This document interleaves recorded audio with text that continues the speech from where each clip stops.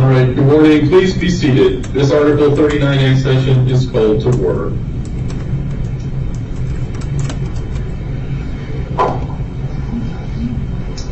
This court-martial is convened by Special Order Alpha Bravo 2, Headquarters 27th Special Operations Wing, dated 2 May 2023, copies of which have been furnished to the military judge, counsel, and accused, and which will be inserted at this point into the record. The charges have been properly referred to this court for trial and were served on the accused on 2 May 2023. The 3-day statutory waiting period has expired. The prosecution is ready to proceed with arraignment in the case of United States v. Senior Airman Lance C. Castle, Jr.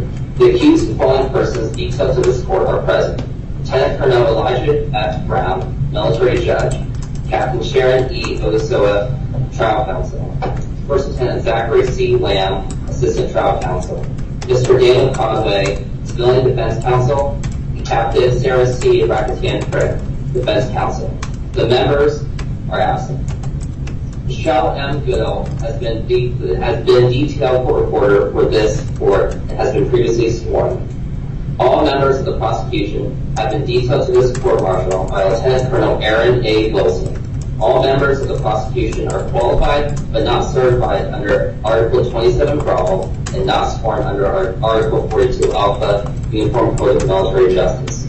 No member of the prosecution has acted in any manner that might tend to disqualify us in this court-martial.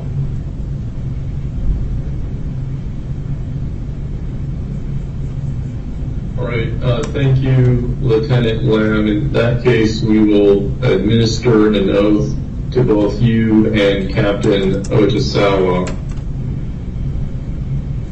And you, because you said both of you are not certified? Yes, sir. All right, so Lieutenant Lamb, we can start with you. Do you have a preference as to whether you affirm the oath or swear the oath? No preference, Your Honor. Swearing is fine. Okay, and Lieutenant Lamb, which one of you is acting as the trial counsel and which one of you is the assistant trial counsel this morning? Captain Odasoa is the trial counsel and I am the assistant trial counsel. Okay. All right, so beginning with you, Lieutenant Lamb, please raise your right hand. Do you swear that you will faithfully perform all the duties of assistant trial counsel in the case now in hearing, so help you God? Yes, Your Honor. All right, thank you, Lieutenant Lamb. And then Captain Odasawa, same question for you. Do you have a preference as to whether you swear or affirm the oath this morning? No preference, Your Honor. All right, so please raise your right hand. Do you swear that you will faithfully perform all the duties of trial counsel in the case now in hearing, so help you God? I do. All right, thank you. Please be seated. All right, Airman Castle, good morning. Good morning, sir. Good. Thank you, Airman Castle, for standing. You can have a seat and remain seated for the remainder of the hearing, okay? Yes, sir. But I appreciate you standing up as a sign of respect. And there's just going to be one later point during the hearing that I'll ask you to stand. But for this part, you can just remain seated. The first thing I want to cover with you this morning are your rights to counsel.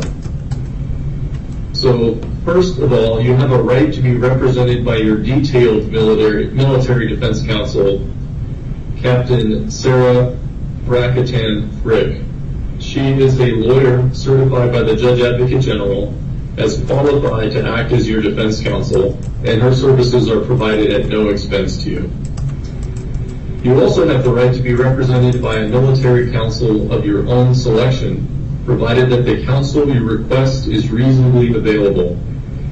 If you were represented by military counsel of your own selection, then your detailed defense counsel would normally be excused.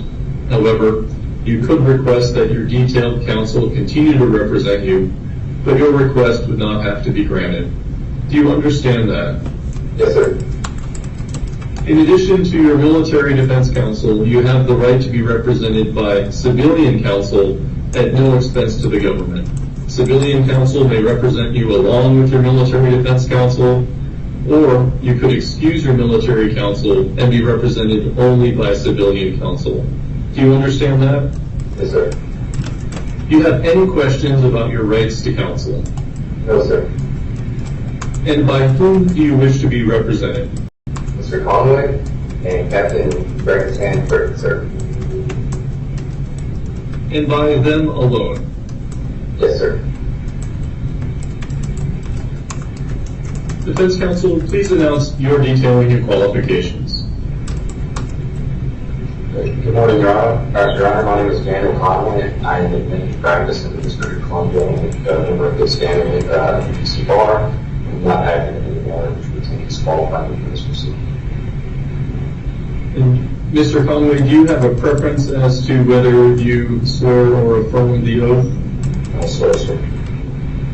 Right. Do you, Mr. Daniel Conway, swear that you will faithfully perform the duties of individual defense counsel in the case now in hearing, so help you God?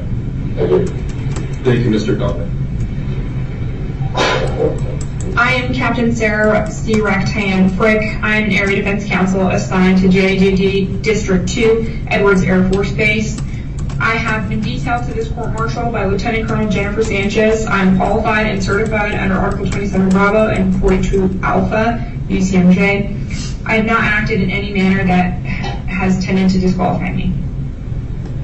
Thank you, Defense Counsel. I have been properly certified and sworn and was detailed to this court-martial by Colonel Matthew N. McCall, the Chief District Military Judge for District 1. I am not aware of any matter that might be a ground for challenge against me. Does either side desire to question or to challenge me? No, Your Honor. No, thank you, sir. At this point, I will summarize the RCM 802 conferences that have been held so far in this case. So to begin with, we had an initial RCM 802 conference via email to discuss scheduling matters related to the case. So on 24 May 2023, I initiated an RCM 802 scheduling conference via email as permitted by the uniform rules. And the substance of that 802 was later summarized with a scheduling order dated 31 May 2023.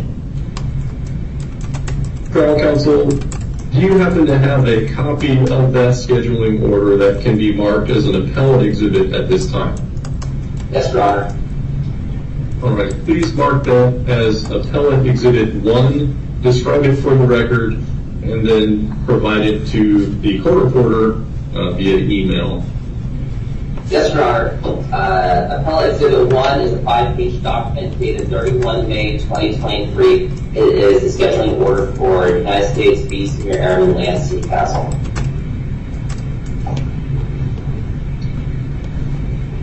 Thank you, trial counsel.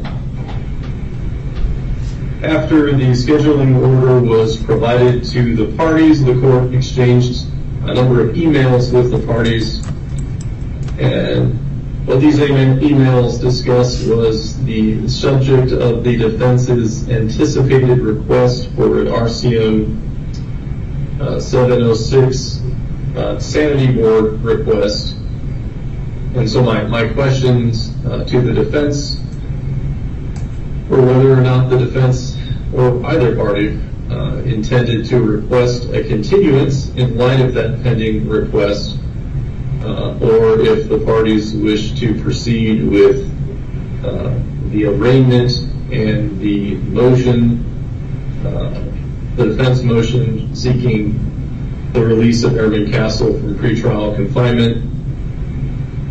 And so in those emails, the defense stated that they did not wish to request a continuance, notwithstanding the request for the sanity board. And there was a proposal from the defense to take up motions without arraignment and without me asking the accused to identify his counsel. But I told the parties that in the absence of any request for a continuance, that we would hold this hearing this morning, and I would ask Airman Castle whom he wished to have represent him. And then I would also be calling on him to enter pleas and forum, the latter two items, of course, which may be deferred. I also told the parties that if Airman Castle was unable to identify who he wished to have represent him or appeared unable to participate in the proceedings, that I would not proceed with the arraignment or take up any motions that Airman Castle could not understand or discuss with his counsel. Does either side have any additions or objections to that summary of the RCM 802 conferences that have been held in this case? Nothing from the government, Your Honor. No, sir.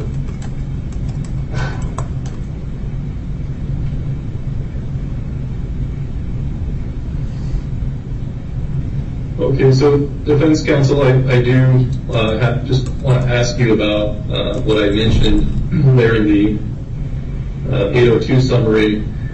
So I understand that the defense requested and then I granted a sanity board inquiry for your client. And so I guess at this point, while that request has been granted, do you believe that Airman Castle is able to participate in this hearing that we're having this morning? Yes, sir. Okay, and then I have a few questions for you, Airman Castle. To your knowledge, are you currently suffering from any mental disease or defect such that you cannot understand the hearing this morning? No, sir. Have you understood everything that we've talked about today? Yes, sir. Do you understand the roles of all the participants at the hearing? Yes, sir.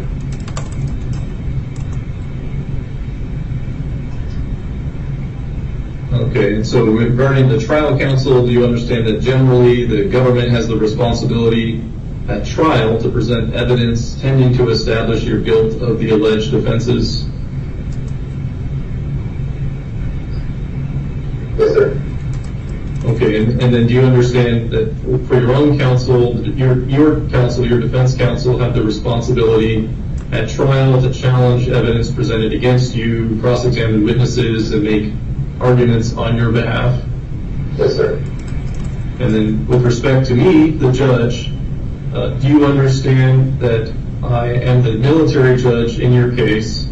I rule on objections, preside over open sessions of court, and if you were to select trial by judge alone, determine guilt or innocence, and if found guilty, would impose a sentence on you?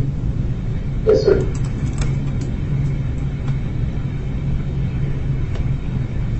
Okay, thank you, Airman Castle. So I'll just note for the record that to me, Airman Castle, you seem quite clear and attentive in your responses to me. I don't detect any sort of hesitation or difficulty in responding to any of my questions. It appears that you are fully aware of what we're doing here and the roles of the participants in the case. It appears to me that you are not impaired at this point. You understand the proceedings and you are able to participate in your defense. And let me ask you, Airman Counsel, do you believe that you are able to participate in the hearing this morning and provide any input to your counsel as is required as we plan to take up a motion in this case? Yes, sir. All right, thank you, Airman Counsel. I find that the presumption that Airman Castle is competent to stand trial under RCM 909 is not overcome by anything that's been brought to my attention.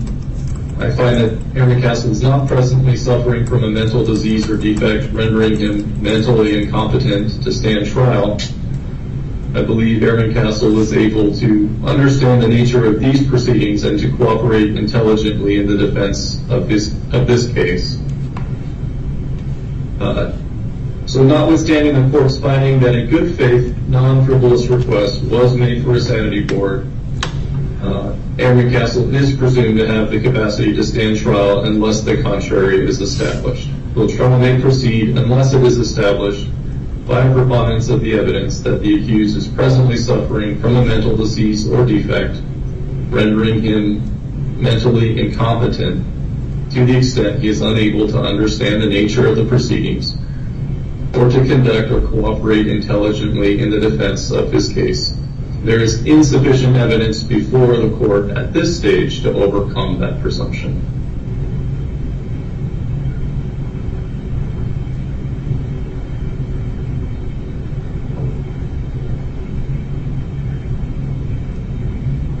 Do counsel for either side have any questions about what I've just stated?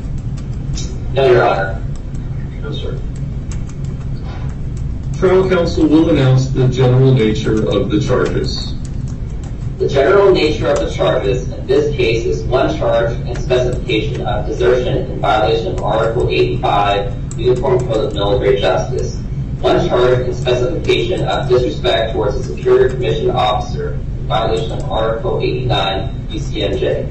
One charge and specification of willful disobedience of Superior Commissioned Officer in violation of Article 90, UCMJ. One charge and specification of disrespect towards a non-commissioned officer in violation of Article 91 UCMJ, and one charge and two specifications of assault consummated by a battery in violation of Article 128 UCMJ. The charges were preferred by Lieutenant Col Enrique Vazquez and forwarded with recommendation as to disposition by Lieutenant Col Enrique Vazquez and Colonel Terrence G. Taylor.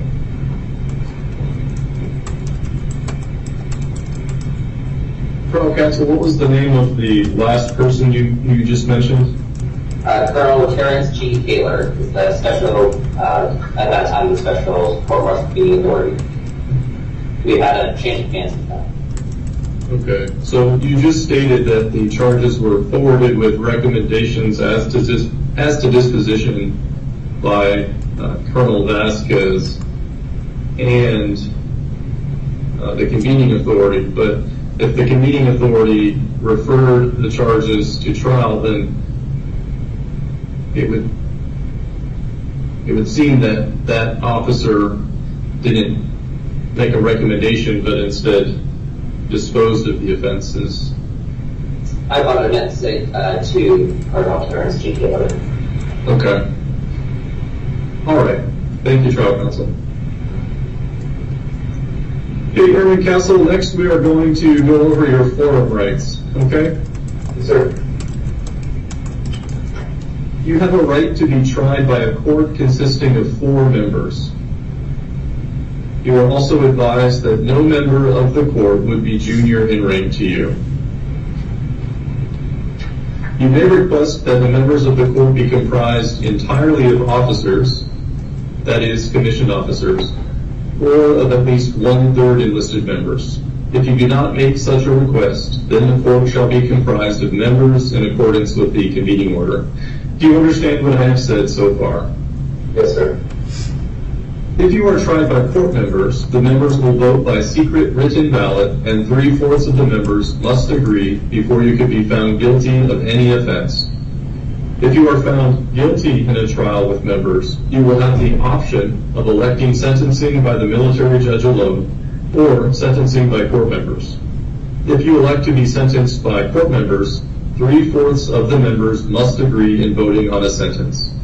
If you do not elect to be sentenced by the members, then the military judge will decide an appropriate sentence for you. Alternatively, you may request to be tried by military judge alone. If your request is approved, there will be no court members. The military judge will decide whether you are guilty or not guilty, and if found guilty, the military judge will determine your sentence. Do you understand the difference between trial before members and trial before military judge alone? Yes, sir. Do you understand the choices that you have? Yes, sir. Defense counsel, is Airman Castle prepared to make a forum election today, or do you wish to defer? Sir, we are pleased to defer. Very well. That request is granted and forum election may be deferred.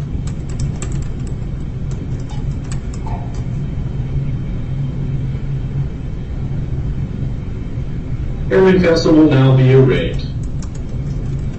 All parties to the trial have been furnished with a copy of the charges that the accused want them read. No, thank you. The reading may be omitted.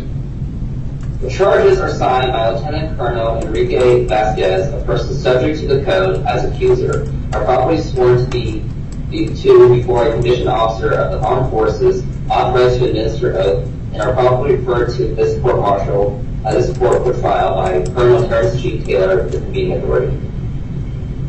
Thank you, trial counsel.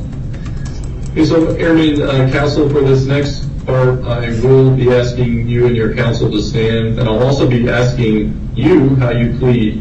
But even though that question is directed to you, your defense counsel will speak for you. Okay?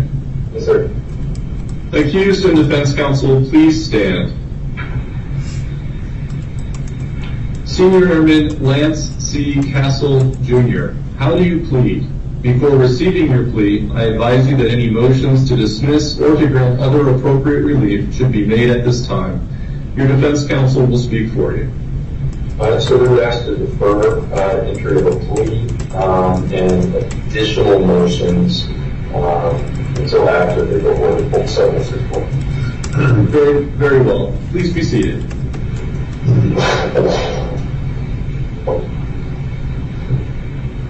So, Airman Counsel, what has just happened is called arraignment. An arraignment has certain legal consequences, one of which I'll explain now.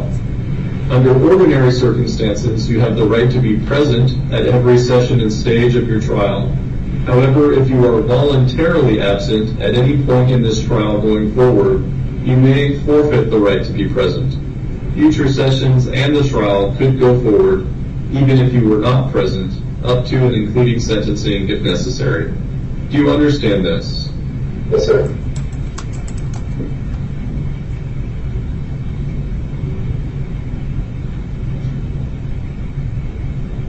All right, so counsel, why don't we mark the filings that are before the court and start with the defense's request for an RCM 706 board.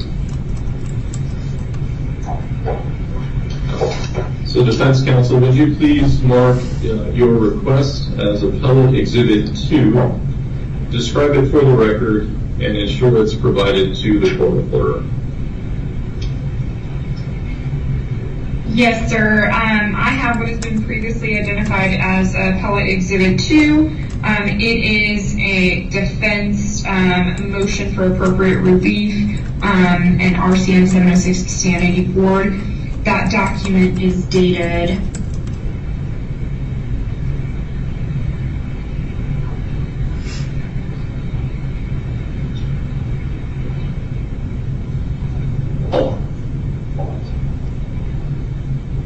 I apologize, sir. That document is dated 2 June 2023. It is 7 pages in length. It has one attachment included in those 7 pages.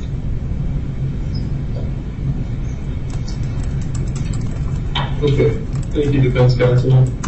Trial counsel, would you please mark the government's response to that motion as appellate exhibit 3, describe it for the record, and ensure it is provided to the court reporter. Yes, Your Honor. Appellate Exhibit 3 is the government's response to defense motion for appropriate relief for the standing board pursuant to RCM 706. It is a 3-page document dated 9 June 2023.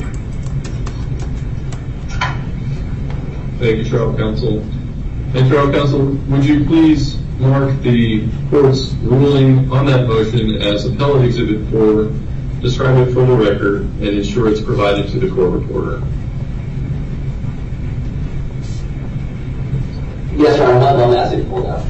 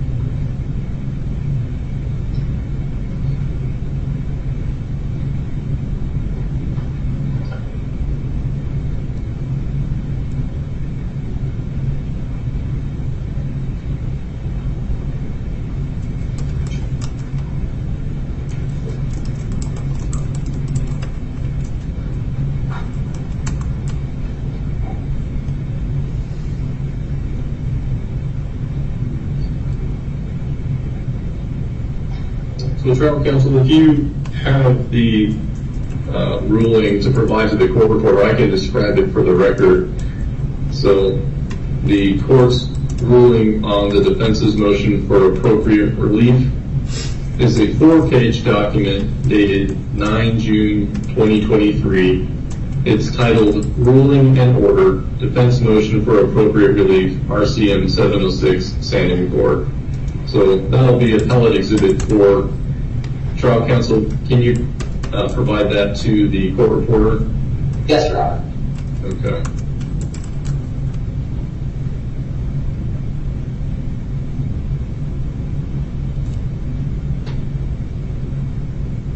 All right, next, defense counsel, would you please mark your motion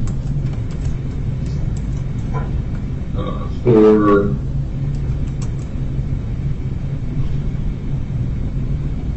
appropriate release from pretrial confinement as appellate exhibit 5, describe it for the record, and provide it to the court reporter.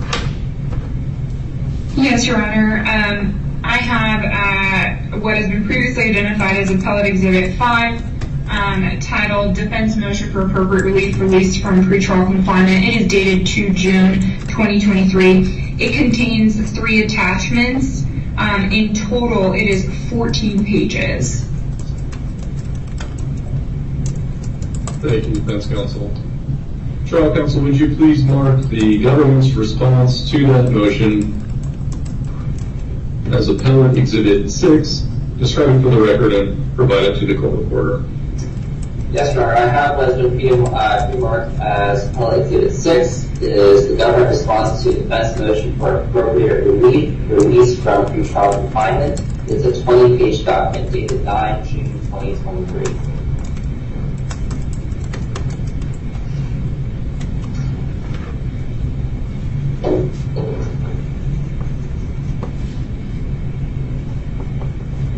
All right. Defense counsel, do you have any additional evidentiary items to offer on the motion? Yes, Your Honor. We have additional documents that we sent in 2 emails this morning. One document is titled Ms. Strickland's Statement for Release. It is dated 9 June 23, and it is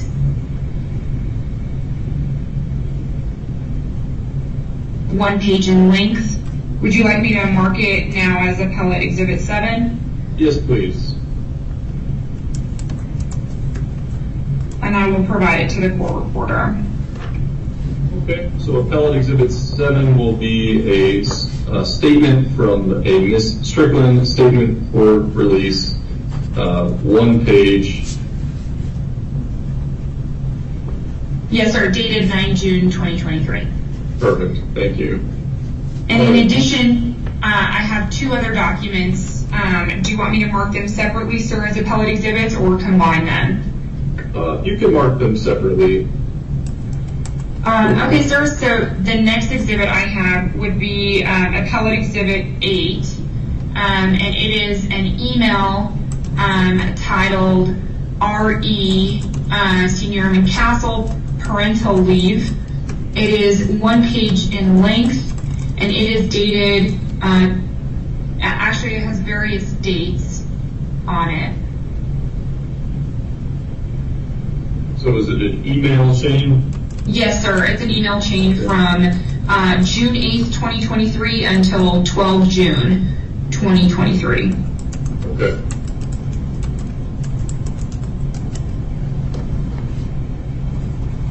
And the last exhibit we have to offer is appellate exhibit 9. It was just sent at 9 a.m. this morning. It is titled Senior Airman Lance Castle Declaration. It is an affidavit dated today, 12 June 2023. It is 3 pages in length.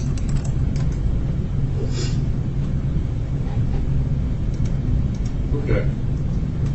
All right. Any additional documentary evidence you wish to offer on the motion?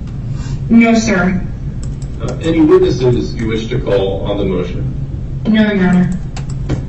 Okay, trial counsel, do you have any evidence to offer on the motion, whether documentary evidence or witness testimony? Yes, Your Honor, we have documentary evidence.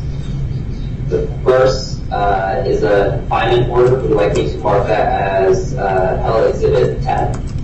Please do. It is a confinement order. It is a one-page document dated 10 April 2023. A copy of which will be provided to the court reporter. The second document is the 48-hour memo. Would you like me to mark this as Appellate Exhibit 11?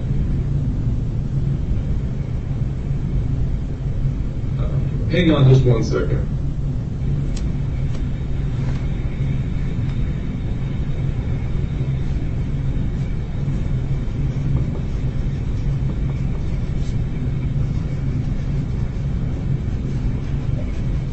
Yes, please do. Appellate Exhibit 11. This is the pre-trial confinement probable cause determination 48-hour memo. It is a one-page document dated 10 April 2023. The next document I have is the 72-hour memo. Would you like me to mark this as exhibit or Appellate Exhibit 12? Please do. This is the pre-trial confinement 72-hour memo. It is a 3-page document dated 13 April 2023.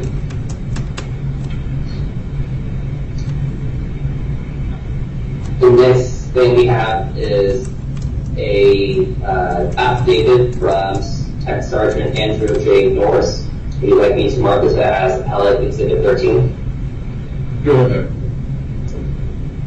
It is a 2-page document. It is a motions interview of Technical Sergeant Andrew J. Norris and dated 7 June 2023.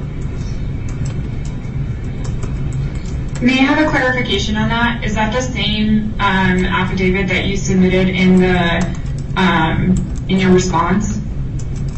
Yes, it is. May I ask why it's now being offered as a different appellate exhibit?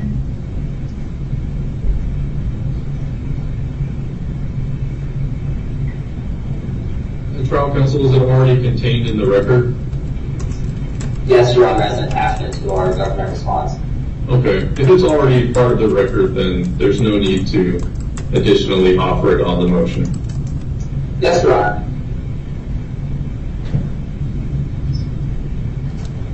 Yes, Your Honor, that is all the documentary evidence that the government has.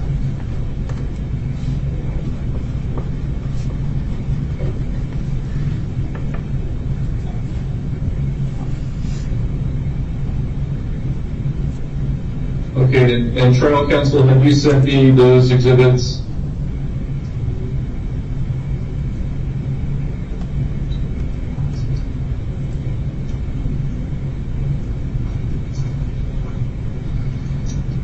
I believe, yes, Your Honor, as attachments to the pretrial confinement review order. All right, what was the date that you provided them to the court, just so I can have them pulled up?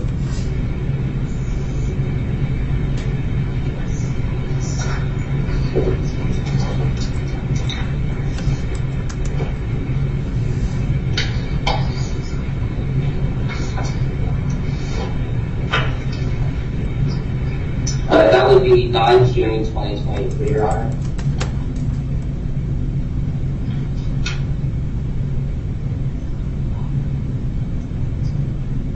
My apologies, Your Honor. One moment.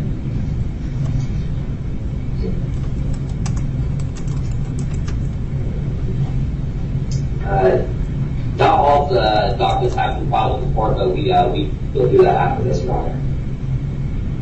Okay, all right.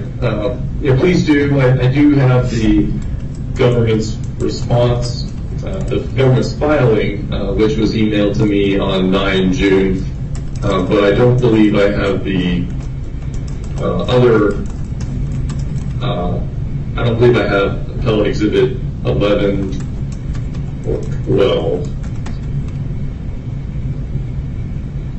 Yes, Your Honor, we'll file them after this motion.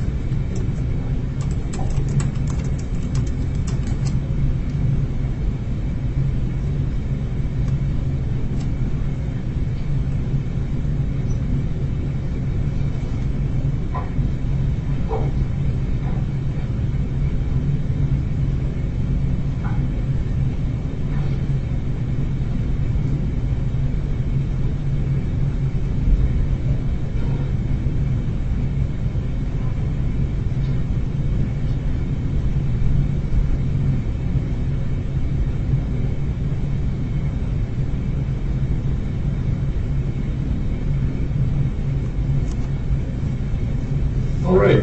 So, defense counsel, the burden in the motion is yours. So, do you wish to be heard on the motion with argument? Yes, Your Honor. All right. You may proceed. Thank you, Your Honor. We ask Your Honor to release Senior Airman Castle in accordance with RCN 305J1 Alpha and 305J1 Bravo.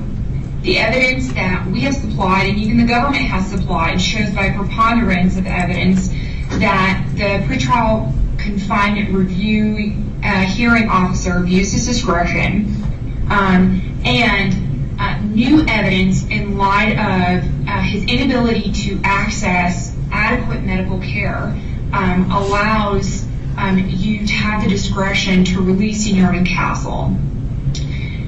As stated in our motion, RCM 305H2B still applies, and that is that in order to hold a person in pretrial confinement, an offense tried by court-martial must have been committed.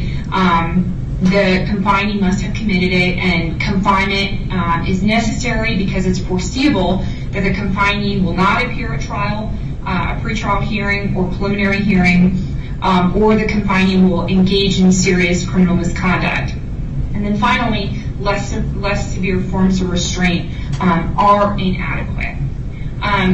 Furthermore, in RCM 305H2B, lists some of the factors which could be considered when determining the appropriateness for pretrial confinement.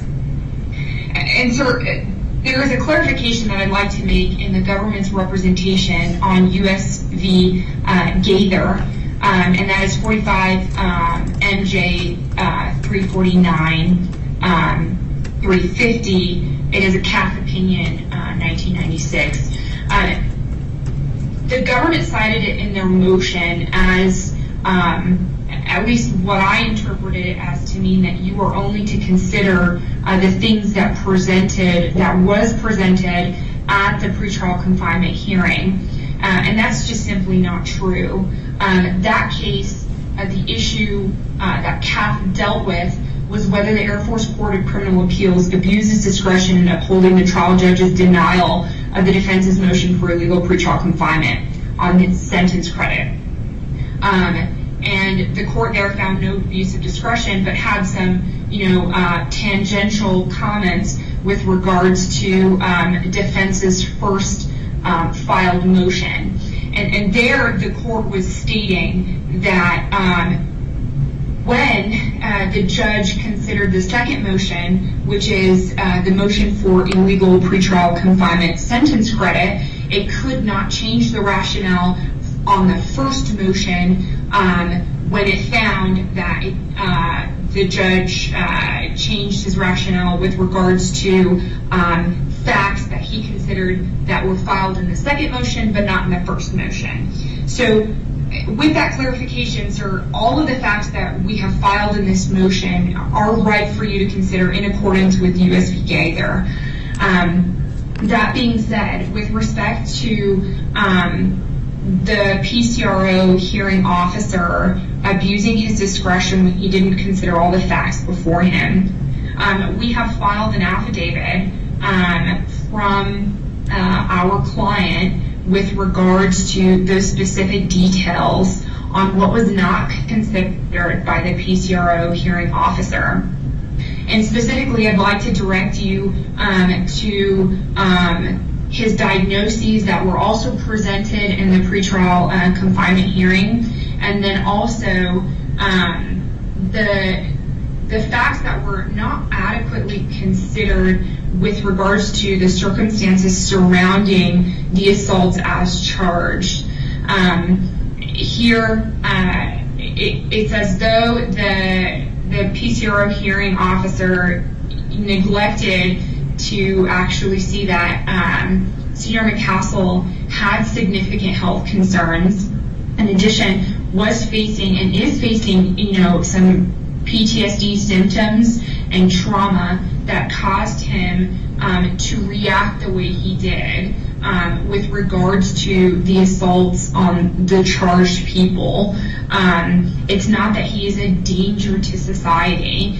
In addition, the new evidence you have before you that was used in the PCRO hearing was that Senior McCassell is a danger to his commander. That is not charged on the charge sheet. It's charged as disrespect.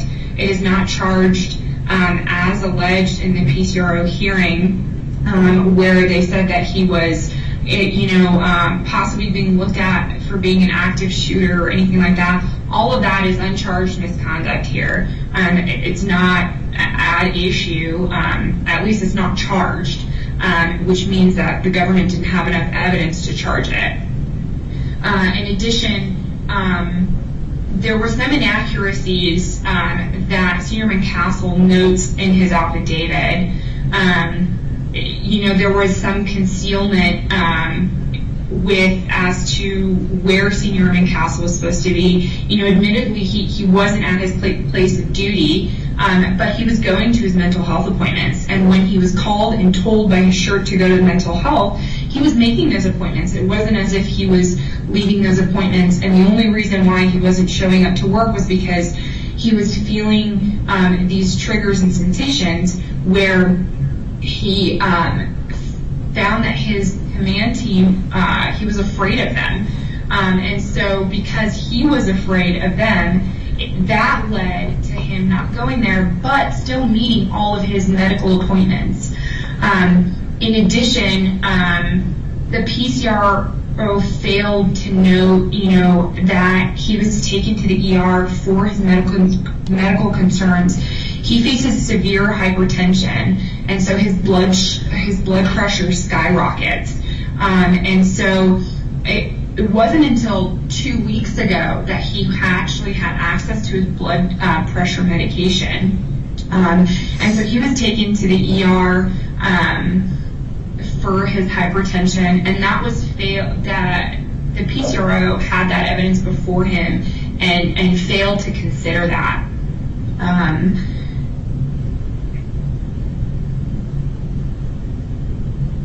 And then with regard to the PCRO utilizing every single file in Senior McCassell's performance information file, they considered at least 52 or 53 pieces of evidence, but within those pieces of evidence, there is significant concern with rebuttals missing from an LOR, and that would be not in accordance with 362907. And then there were missing attachments to his rebuttal in Article 15. Again, that is not a properly kept record under 51202.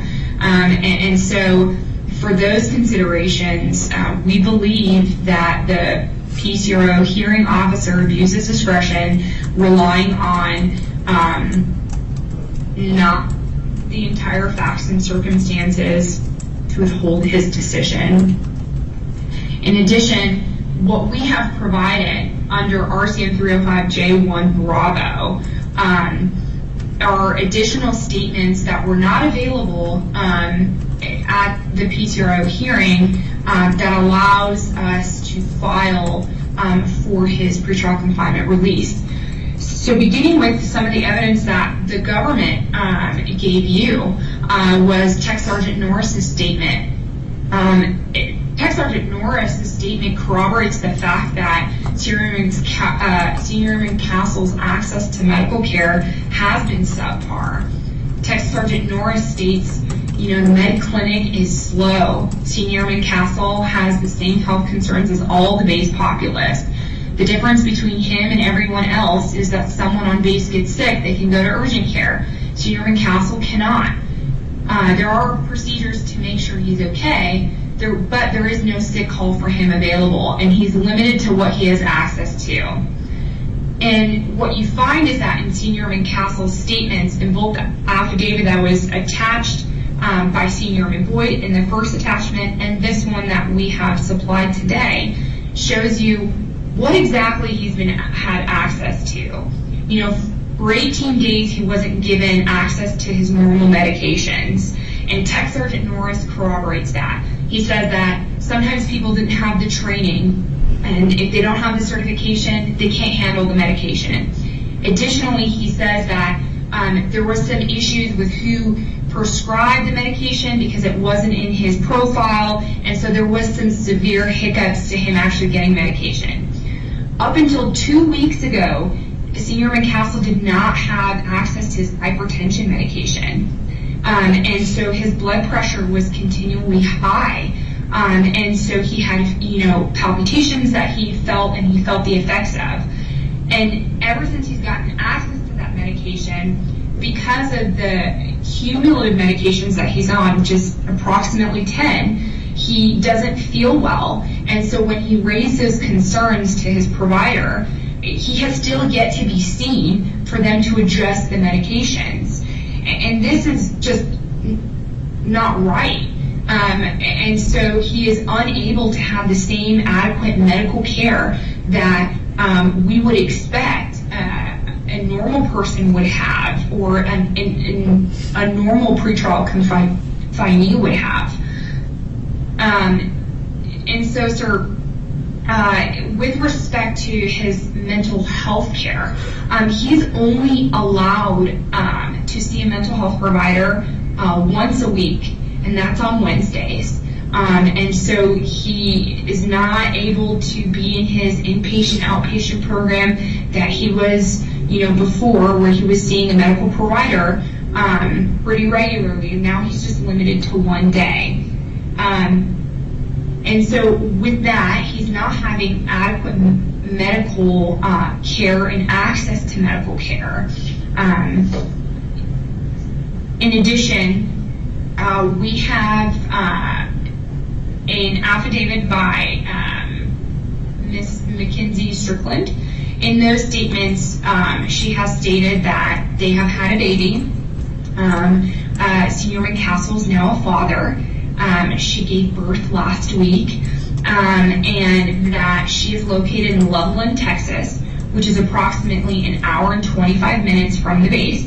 Although it's across state lines, it's only an hour and 25 minutes. And as we know, in the desert, commutes kind of are readily happen. And so there is no concerns with him not having significant ties to the base. He is vested, and he has significant ties through his wife or through his girlfriend and his baby, as they are in Loveland, Texas. She's also stated that her work is not providing her the extended maternity leave, so she has to go back to work pretty soon. And so she has stated that it would be a welcomed help for Senior Airman Castle to be home with her and taking care of the baby. In addition, in Loveland, Texas, Loveland is next to Lubbock, Texas, which has lots of hospitals, mental health hospitals, and so he would have the opportunity to get a referral off base and get the medical care that he needs and deserves. And so we have discussed, a plan with his shirt and by proxy his command. And through those emails chains that you have, Senior Airman Boyd and I have discussed with the shirt that if he were to be released, the unit is looking at putting him on paternity leave until trial, which as the primary caregiver he's entitled to. And so there would not be risks for him to be AWOL, desert, or anything like that, because you know exactly where he would be. He would be taking care of his baby with his girlfriend in Loveland, Texas, which is an hour and 25 minutes away from base. And so there is, you know, a plan in place where, you know, lesser forms of restraint can be adequate here. Lesser forms of restraint was not explored at all. Despite, you know, reviewing his performance information file and putting some statements in that are against, you know, 362907, not wholly accurate, right? And not wholly accurate and in accordance with 51202. You know, the PCRO hearing officer took that and said, you know what, even though the commander didn't, you know, do any type of restriction to base or any type of other tools that he has available to him, the LOR and the NJP was sufficient enough. Now, here, the circumstances have changed. There's a lot of evidence that the government used in the PCRO hearing that they are not using now, and it's because that evidence didn't pan out the way they would like it to. And so it's for the following reasons, right, that he is not a flight risk, and he has nothing to gain if he flees, and he knows that he will be put right back in pretrial confinement if anything happens. And so he has been sufficiently deterred to not commit the conduct that he is charged or any other uncharged misconduct. And sir, you know, we recognize most of his crimes are military specific and can affect, you know, good order and discipline. But again, the unit has, you know, agreed that, you know, AWOL and desertion wouldn't be an issue because they would put him on paternity leave. And essentially he wouldn't be a burden on the unit anymore. He would just have to check in every so often as they deemed. And so the question becomes, can he check in? And that's, he can. He absolutely can do that. And that is a lesser form of restraint. He's not a threat to the commander. He's not a threat to anyone else on base. And in fact, he's going to get better access to medical health care if he's in Loveland or Lubbock, Texas, because he's not in the middle of nowhere in Clovis, New Mexico. And so he's going to have better care, better medical care, where he can figure out his medications and be able to understand kind of the nature of his diagnoses. And so, sir, it's for the aforementioned reasons that we ask you to release him from pretrial confinement.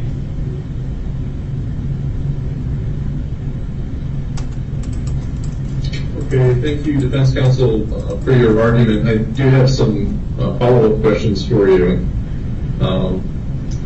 So, in terms of what command would do if Airman Castle were released, I see the email that you provided me.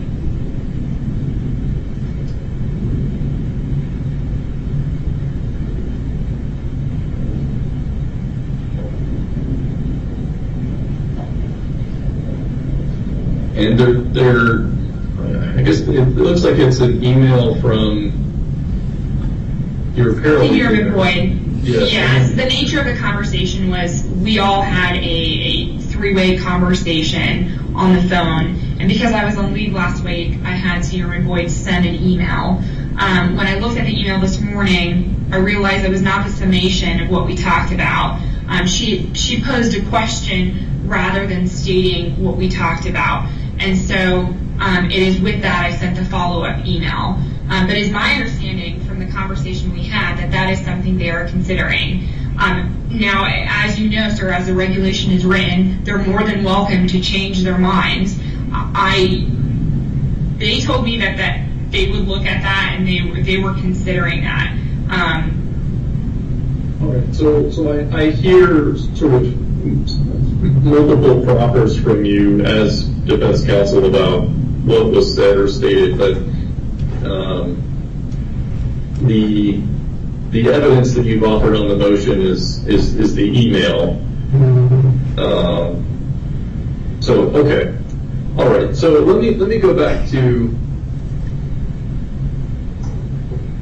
your argument regarding how the PCRO abused their discretion. So I don't think either party attached to their filings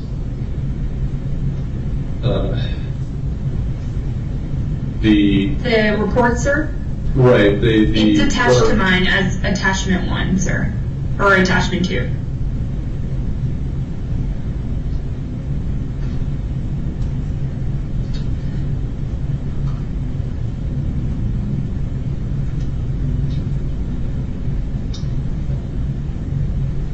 Oh, I see. So it's because it was a separate file. All right, hang on.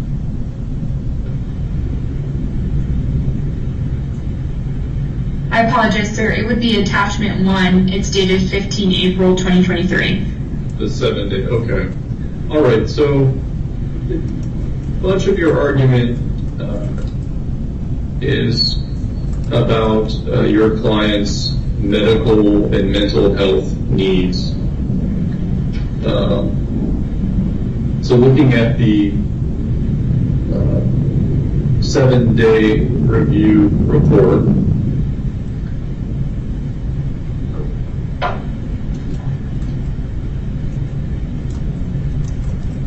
it looks like the PCRO didn't conclude that Airman Castle was a flight risk, because it says, though he may not be a flight risk, I find that the risk to safety of others is the primary reason for continuing pretrial confinement. So it seems to me that the PCRO's decision was based on a belief that pretrial confinement was necessary because of the foreseeability that Airman Castle would commit serious misconduct. Is that your understanding of the PCRO's decision? Yes, sir.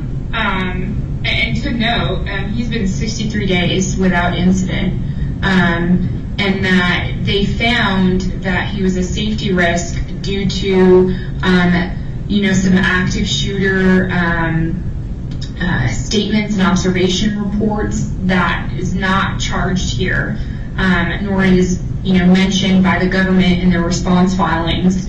And in the witness statement that the government provided by Tech Sergeant Norris, states that Senior Castle is, respectful and professional, and that he is attending his appointments regularly. But the concern the defense has is, his, access to adequate medical care here. I mean, I didn't mention it before, but in Senior Castle's affidavit that we submitted today, he mentions that he had an appointment that he missed due to the pretrial confinement staff not being able to understand that it was an in-person appointment rather than telephonic appointment, and so he missed that appointment altogether. And so it's for those reasons that we ask you to consider this additional evidence that we are providing. It looks like attachment 1 to your motion is the pretrial confinement review officer's report, but it doesn't have any of the attachments, the 9 attachments to the report. So how is it that I can test the pretrial confinement review officer's decision for an abuse of discretion if I don't have everything that the pretrial confinement review officer examined? That's fair, Your Honor. I can provide those. If you give me 5 minutes, I can provide you those. Well, it's your motion, defense counsel, and you carry the burden. And under the rule, there's, as you've cited, there are 2 mechanisms or 2 ways, well, 3 actually, but you've cited 2 under RCM 305J1, where the military judge shall order release And so looking at that first one, 1A, it's a two-pronged requirement that the 7-day reviewing officer's decision was an abuse of discretion, and there is not sufficient information presented to the judge justifying continued pretrial confinement. So with that part of the rule, at least, it's me looking back at whatever was presented to the pretrial confinement review officer and testing it for an abuse of discretion. So it's not me going back and doing a de novo review of Colonel Lefever's decision, but it's seeing whether he abused his discretion. And so, yeah, if you wish to offer the attachments, do you have those consolidated as a single document, or how would you offer those? Yeah, I can do that. I can consolidate them in one document, and we can mark it as a colored exhibit 13. I think 13 was the affidavit from Sergeant Norris. Yeah, I believe that he retracted that because it was a duplicate from their filing. So I believe that is still open, if I am wrong, sir. Hang on just a second. Let me just make sure I have that.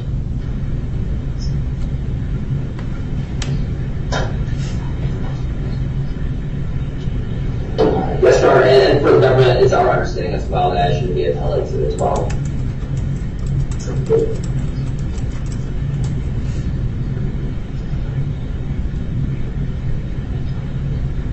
My apologies, 13, Your Honor.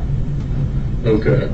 So all right. So just so it's clear for the record, what the government? Sorry, defense counsel. Let me just break real quick to ask the trial counsel this. So, trial counsel, what you were going to offer, and you're no longer offering as an appellate exhibit, is an attachment to your filing, which is attachment 1. It's the affidavit of Sergeant Hamilton regarding an interview with Technical Sergeant Norris. Is that what we're talking about?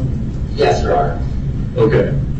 All right. So what was going to be 13 is actually attachment 1 to the government's response. So 13 is available, defense counsel, to utilize. So yeah, if you wish to offer the attachments to the pretrial confinement review officer's report, please do that as please describe it for the record and mark it as appellate exhibit 13. Yes, sir. May I do that at a later time, perhaps maybe after it, because I'm just combining the entire document, so I'm not accurate on the page number. Will it be all 9 attachments to the report? Yes, Your Honor. I think that would be easier than describing another 9 exhibits. Right. No, I agree. It should be 1 exhibit. So 13 will be reserved then for, well, not reserved. It will be the 9 attachments to Colonel Lefever's report. So that will be dated 15 April 2023. And it can just be the title of the exhibit will just be attachments to the PCR report dated 15 April 2023. Whatever the pagination ultimately is, then that's what it is. But defense counsel, please be sure to provide that to me as well as to the court reporter and to the trial counsel. Yes, Your Honor. Okay, so looking again at the your argument as to how the PCRO abused his discretion,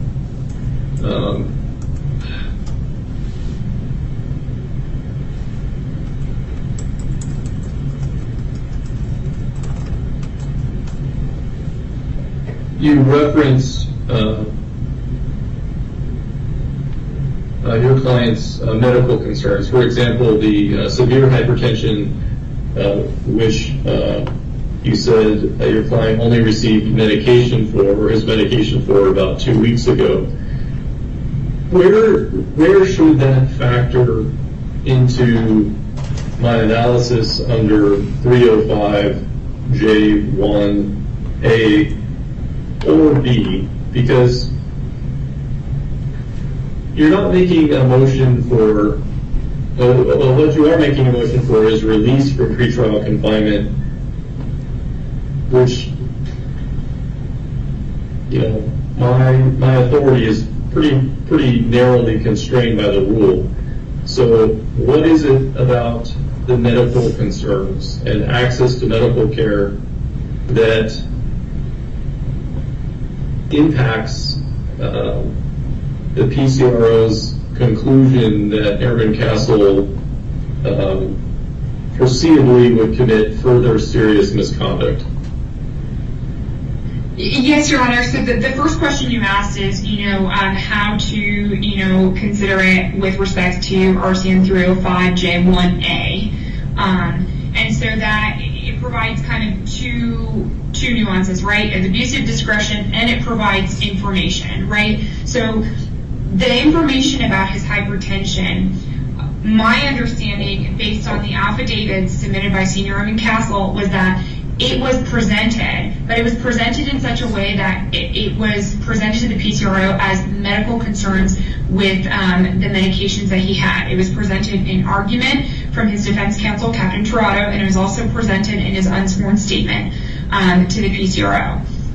It was not considered based on kind of the analysis that you have in the report.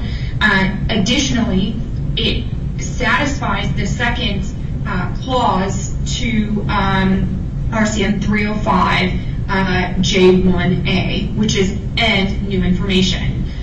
So it gives you new information to ultimately provide relief for RCM under that RCMA. Additionally, it provides new information for the consideration of Bravo as well, where new information presents itself where he is no longer kind of a risk. Now, to your second question, in analyzing how he is no longer a risk to society, if he's able to get adequate medical care, health care, for example, to his hypertension. Well, hypertension causes irritability, and you know that from the client's statements in his affidavit. Additionally, he's got additional diagnoses of anxiety, depression, PTSD, all of which, and he's taking some pain medication for some sciatica issues and bulging discs. So the medical concerns that he has only, I would say, would exacerbate his conditions by leaving him in pretrial confinement because he's not getting adequate medical care. But if released, he does not pose a serious risk to society, his commander, his unit, or anybody else. He would have access to medical care off base, something that he does not have access to right now. So, defense counsel, let's say I completely agree with you. I need to look through all the evidence that's been provided, but let's say I completely agree with you that the level of medical care for your client is inadequate. Under the rule, what difference does that make? Under the rule, I don't get to sit here and say, well, because I think it should be different, I'm going to order Airman Castle's release. I am limited by, in this motion, by the RCM, which requires me to consider the same factors that the PCRO considered, which is narrowly looking at only two things. One, well, it's not a good way to put it, but it's looking at more than two things. But the ones that are at issue here are whether your client is foreseeably going to commit further serious misconduct or, in theory, is a flight risk. It doesn't sound like the defense is contesting the other portions of the rule. such as that an offense was committed or that your client committed it for purposes of this motion. So I guess what I'm trying to get at, counsel, is you spent a lot of times highlighting concerns that sound like very legitimate concerns about the level of care for your client's medical and mental health needs. But how does that relate to the authority I have under the rule to consider whether or not your client is a flight risk or will foreseeably commit future serious misconduct? Because those are the only things I'm allowed to look at. And on this type of motion, I'm not sort of just deciding, hey, what's going to be good for your client or what's better for your client's health. There isn't a part of the rule that says or shall order release if the airman is not receiving adequate medical care. You see what I'm getting at? How is the medical care part of the analysis that I'm supposed to be providing to this motion?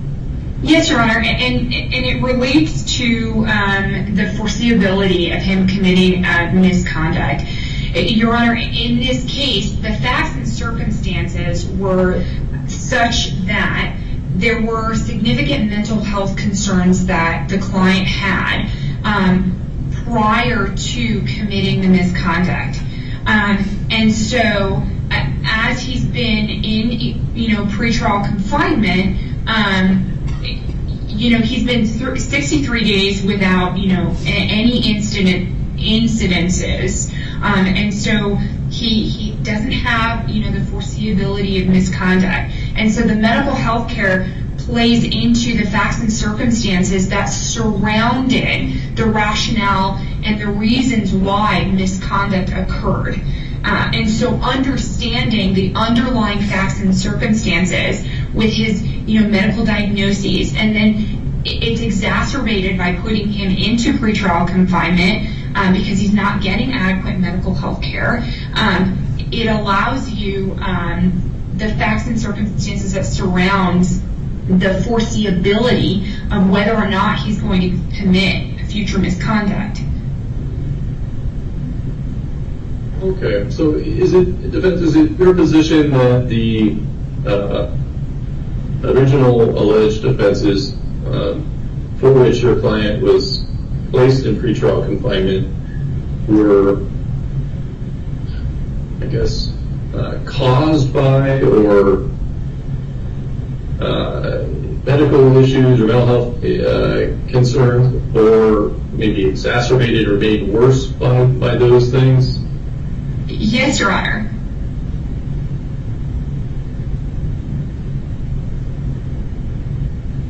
Okay, and so just to summarize then, what is the new information? Why would that concern no longer be the case? So if we're turning to 305J1B, what is different now? If I'm doing a de novo review of new information not provided to the PCRO, what is different now that does not make it foreseeable that your client would commit any further serious misconduct? Yes, sir. So it's, the statements that are contained in his two, one is written by Senior Boyd, and then the other one is provided to you by him today.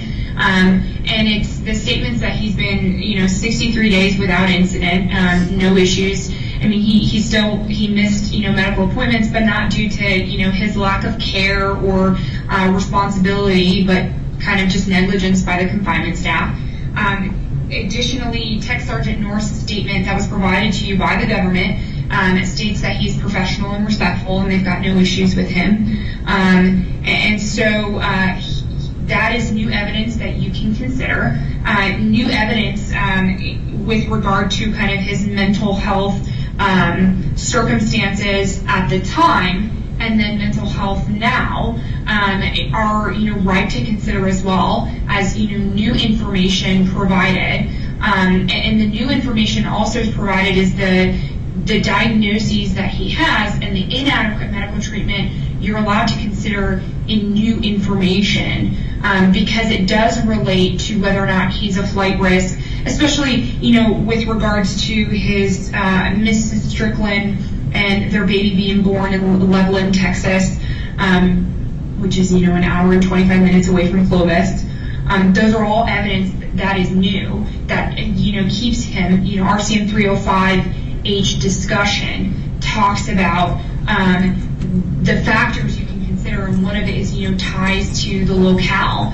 And I would argue that Loveland, Texas, an hour and 25 minutes is locale enough, although I suspect the government might disagree. He can go to base, and given the facts that his command is seriously looking at putting him at paternity leave because he's entitled to it, that is new information that you can consider de novo.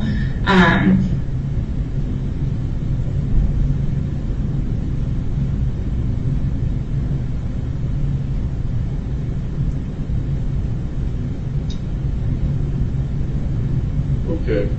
All right. I think I understand your position, defense counsel. So thank you for the argument. Anything further before I turn it over to the government? No, Your Honor. Okay. All right. Trial counsel, do you wish to be heard on the motion?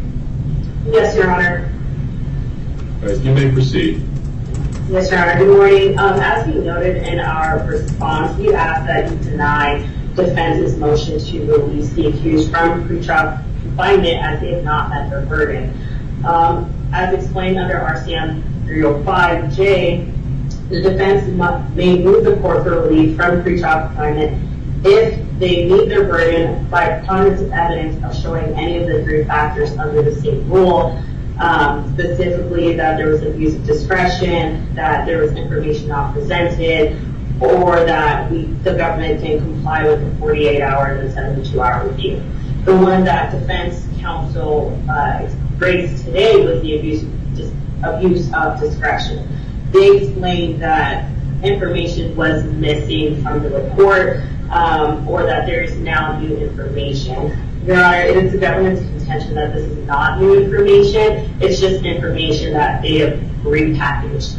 As defense has already explained, Airman Castle's prior ADC Capturado did raise to the PCRO that there were concerns for his medication, and that in our affidavit that we've submitted, as well as the affidavit, as well as Tech Sergeant Norris's testimony at the hearing, he explained that there was concern about the member's medication not being readily available.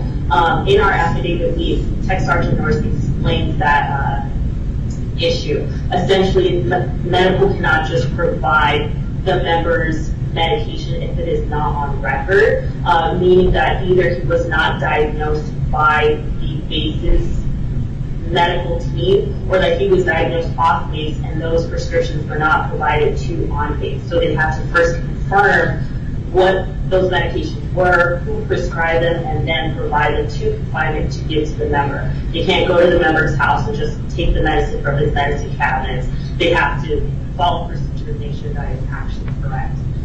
Even further, in the affidavit attached to defense's motion, they provide an affidavit from Senior Airman Castle. Senior Airman Castle himself states that yes, he is on multiple medications, but he only chooses to take some and not others, specifically with the high blood pressure that defense raises.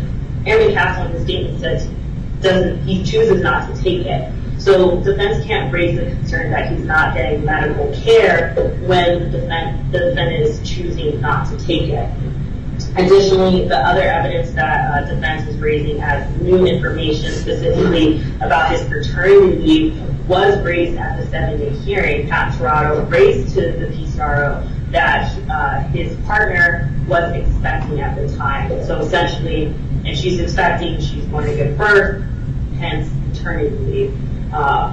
They also raised the concern that at the time his mental health issues, which was raised at the time, but in the affidavit attached to the PCRO's report, specifically attachment 9, Tech Sergeant Norris explains in that affidavit that Senior Airman Castle was cleared by mental health twice. So this is not new information. It was information that the PCRO had, the same information that he knew that there were concerns about his medication.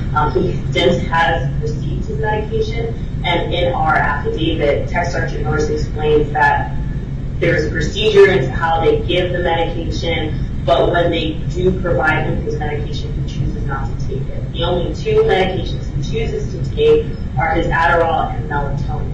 So while he does have access to them, he's just choosing not to take them. So that was the first thing. Next, Your Honor, defense has failed to address any of the factors under RCM 305H2 Bravo, the requirements for confinement, specifically Alpha or Bravo, Alpha being the confinee will not appear at trial, pre-trial hearing, or preliminary hearing. That was an issue raised by the PCRO in his report, specifically that that the member was apprehended by law enforcement, and that the preponderance of evidence shows that Senior Airman Castle intended to desert his duty and not return. They do not address that in their written motion, or address that the confining will engage in serious criminal misconduct. By way of background, Your Honor, we're here because the accused continuously failed to report to work and was charged with desertion. He has an established and documented record of failing to show up to work on time or show up at all, and which is what has led us here today. The fact that the accused was given a lawful order by his commander to report on time and then go to any appointments he has, the accused felt that that order was unlawful. Further, the defense also failed to address any of the 7 factors listed in the discussion portion of the same rule, RCM 305, H2 Bravo, specifically factors 3, 4, and 7. 3 being the confining is tied to the locale, while defense raises the fact that Senior Airman Castle's partner is now located an hour and 25 minutes away. In the accused affidavit attached to the motion, the accused states that she makes 4-hour drives. So it can't be 4-hour drives and live an hour and 25 minutes away. So there is no connect or no tie to the locale. Additionally, factor 4, the confining's character and mental condition. Defense has raised an RCM 706 motion, which the court has granted, which is in their right. However, as they stated, the accused has not missed any appointments since being in confinement because he's being escorted. Prior to, the member was not showing up to work. He would state that he was at mental health for the chaplain's office, which is his right. However, his command team had requested that he check in at work and then go to those appointments. The member did not check in at work, and those are 2 locations that command team or anyone else cannot confirm. We can't call the chaplain and call mental health and confirm whether the member attended or had an appointment. So there's no way to know whether he actually was there or not. Additionally, with respect to the member's character, the accused calls his commander a domestic threat. He was disrespectful to his supervisor, non-commissioned officer, and has been charged with such acts. He threatened confinement staff. He threatened his leadership. He called everyone's actions illegal. They were wrong. He hurled threats and derogatory terms at them.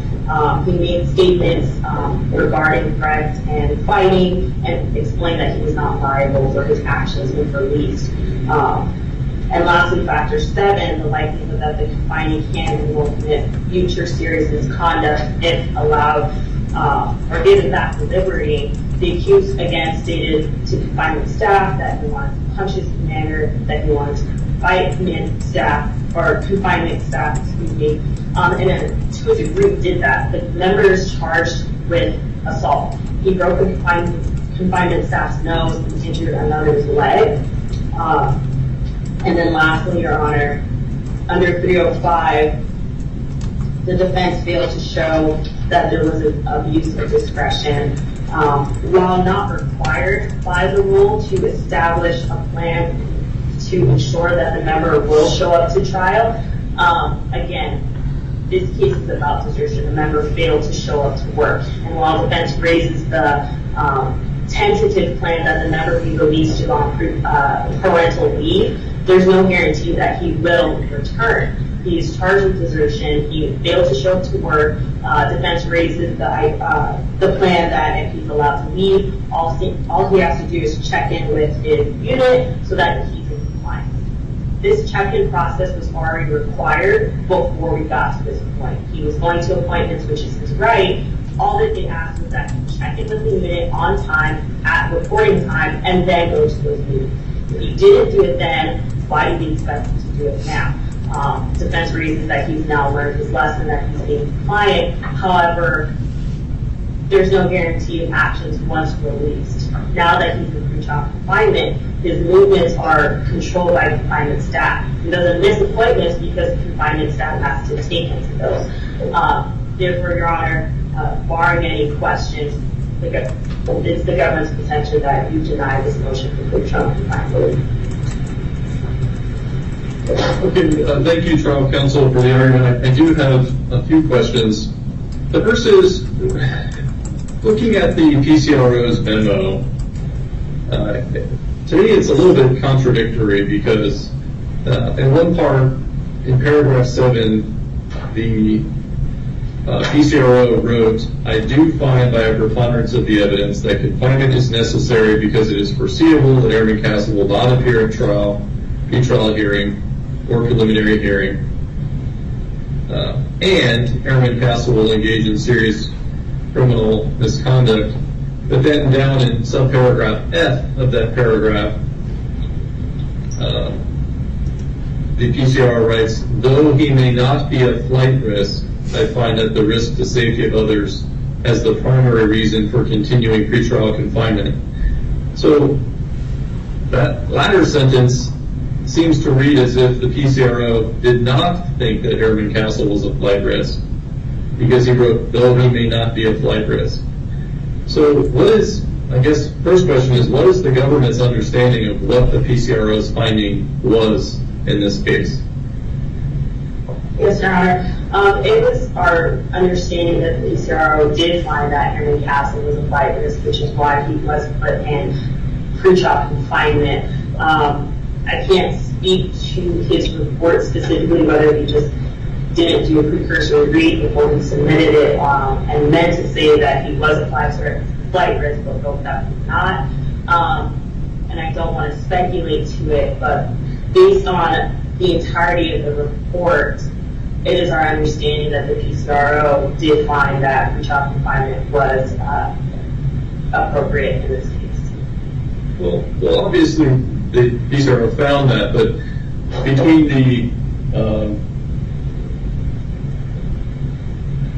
the two major reasons that would arguably be at issue, so if it's not really contested that Airman Castle may have committed offenses triable by court-martial, so 1 and 2 of H2B.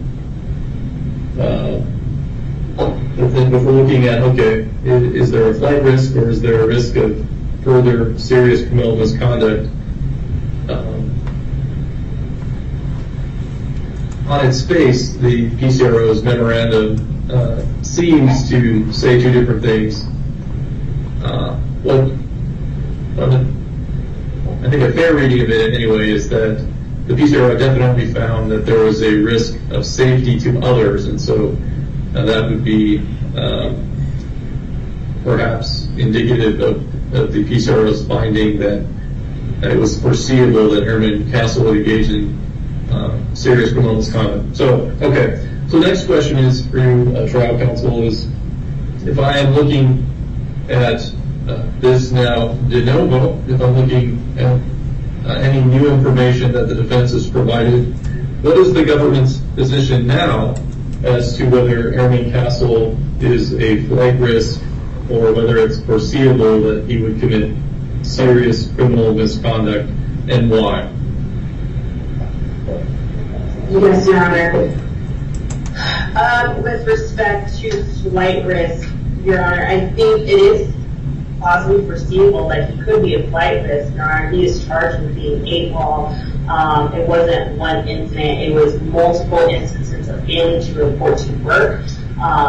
It was instances of not showing up on time. He had to be arrested at the gate and held in pretrial confinement because he was not showing up. So if released to go home, the distance of a 4-hour drive, according to Zierman Castle, what is the likelihood that he will show up on his own recognizance? He is now allowed to now be with his baby, which is an emotional time and situation. It's a beautiful thing, and he should absolutely have access to seeing his child. However, one is a duty and he could not comply, and one is essentially a benefit given to him by his job. And if he's not complying with the duty, why does he get the benefit? So it's possible he just does not return. And with respect to your second question, I believe asking about future misconduct. Your Honor, I would rely more on the flight risk than a future misconduct. However, it would be almost guaranteed of no misconduct if he remained in pretrial confinement. Even so, there are still some risks. Even at pretrial confinement, he was still able to break a member's nose and injure a leg. So how much more if released altogether, I do not know. But it's the government's contention that to guarantee appearance at trial, to guarantee that there is no flight risk, and to almost guarantee no future misconduct, specifically injury of others, as serious criminal misconduct is explained in the RCM 305, for, I guess, justice and equity for both the member and government, for the member to have his day in court, that he be held so that he does appear and have that day in court. Okay, all right. Thank you, trial counsel. No additional questions. Defense counsel, it's your burden, so you may have the last word. Yes, Your Honor. I'd like to just go over a few points with respect to what the government has provided. This is new information. It is not repackaged information. And so with that, the government, as I understand, as they presented, they are conceding that it is not foreseeable that Senior Erman Castle is to commit misconduct, and that they are saying that it's likely he's a flight risk, instead of it being foreseeable that he commit future misconduct. And it's important to go back to the surrounding reasons and circumstances on why the misconduct that the government finds so egregious. The assault happened minutes after he was taken in custody, which was extremely aggressive, which was extremely triggering, and it was on the day in question that Senior Erman Castle did not have access to his medications. And so with that, with access to medical care, with access to appropriate medications, with access to the availability of mental health providers, right, it is not foreseeable that such assault, he's not going to go punch somebody in the nose just because. You know, he's going to have access to reasonable medical health care.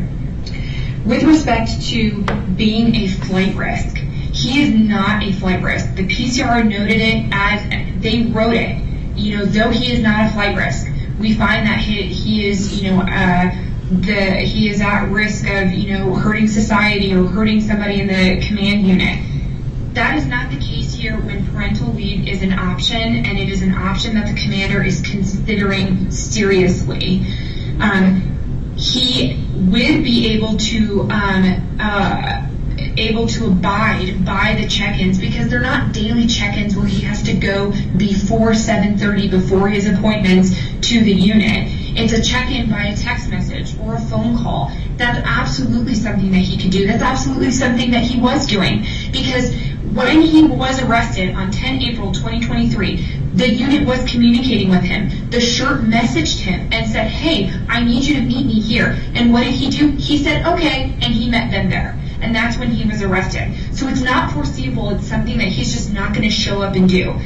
Loveland, Texas, if you put it in GPS, is 1 hour and 25 minutes.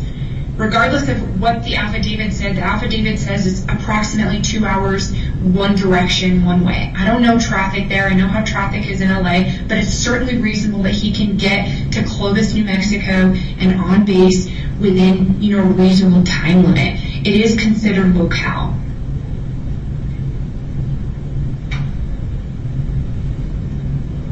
Additionally, Senior McCassell has 18 years of prior service in which he has hurt and has never harmed an individual. And so to state that Senior McCassell's a flight risk when he's hired civilian counsel, when he's got ties to the locale, is not an adequate argument to keep him in pretrial confinement. And the defense respectfully asks Your Honor to find that if RCM 305J1A does not apply, then certainly RCM 305J1 Bravo applies, and that there is new evidence that shows that he's not a flight risk. It is not foreseeable that he's going to commit future misconduct.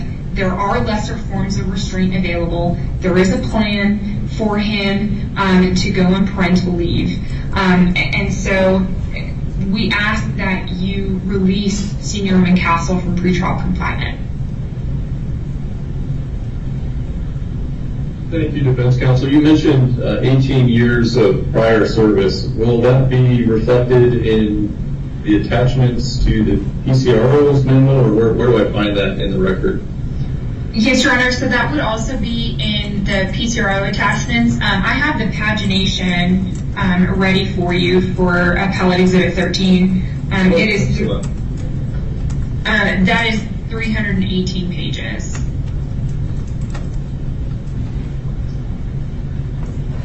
Okay. And can you provide that to the court reporter, the government, and myself?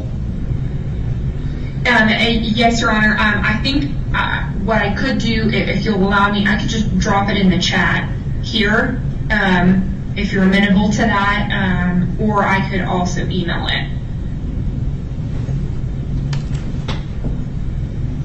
I guess how large of a file is it? Yeah. So I think it's just large enough that it might prohibit me to not be able to email it. I could DOD save it, but I think given the parameters of Microsoft Teams, it will allow me to place it here in the chat. So I can do both, sir. I can place it here in the chat for your review now, and then what I'll also do is follow up and put it, send it through DOD save. Okay, that works. Thank you. Yes, Your Honor.